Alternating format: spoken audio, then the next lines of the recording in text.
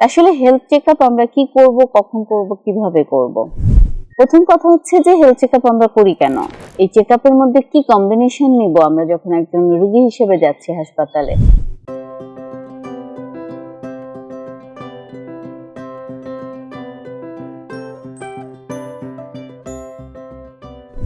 Health checkup আমরা প্রায় শুনে থাকি, প্রায় করে থাকি। কেউ আছে অফিসিয়াল প্রেসারে করে, কেউ আছে নিজেই সিনসিয়ারলি করে, কেউ আছে হয়তো বা লাইফ ইন্স্যুরেন্স আছে তার জন্য করেন।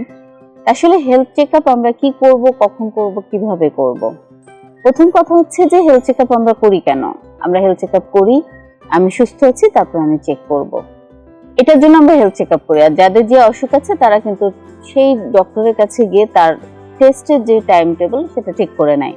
তাহলে যাদের অসুখ নাই তারা বছরে সাধারণত একবারই করে থাকেন যে হেলথ চেকআপ আমি করছি। আর যাদের বিভিন্নভাবে প্রেশার, ডায়াবেটিস, থাইরয়েড, অন্য প্রবলেম আছে তারা কিন্তু ডক্টরের পরামর্শে 3 মাস 6 মাস এভাবে যাতায়াত করে।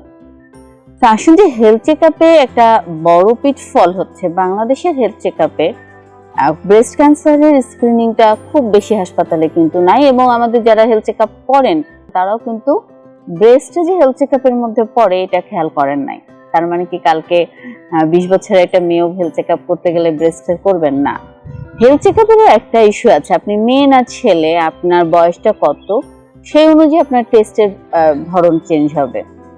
সাপোজ ধরেন আমরা প্রেশার, ডায়াবেটিস, সিবিসি করি, ছোট বাচ্চাদের আমরা ধরেন 20, 22, 25, প্রেগনেন্ট মেয়েদেরও কিন্তু আরেক রকম হেলথ চেকআপ আছে।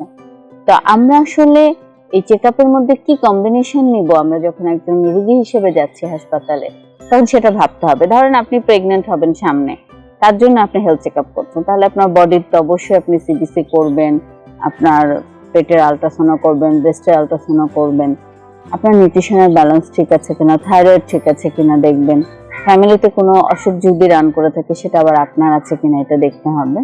এটা হচ্ছে আপনার প্রেগন্যান্সি রিলেটেড। আপনার যখন বয়স 35-এর উপরে তখন হয়তো আপনি প্রেগনেন্ট হচ্ছেন না, কিন্তু আপনি সিনসিয়ারির জন্য আপনি দেখছেন, তখনও আপনাকে ম্যামোগ্রাম, আল্ট্রাসোনোগ্রাম করতে হবে। আপনি যখন অ্যাড করতে হবে ব্লাড টেস্টের সাথে, আপনি যখন পুরুষ মানুষ আপনি যাচ্ছেন হেলথ চেকআপের জন্য, অবশ্যই ইসিজি সাথে 40 হয়ে গেলে আপনাকে ইকোটাও অ্যাড করে নিতে হবে। সাথে আপনার ডায়াবেটিস আছে, লিভার দেখতে হবে, কিডনি দেখতে হবে, এগুলো তো দেখতে হবে। সাথে আপনার পোস্টেজ ক্যান্সার হচ্ছে কিনা, সেজন্য আমরা পিএসএ লেভেলটা দেখে থাকি।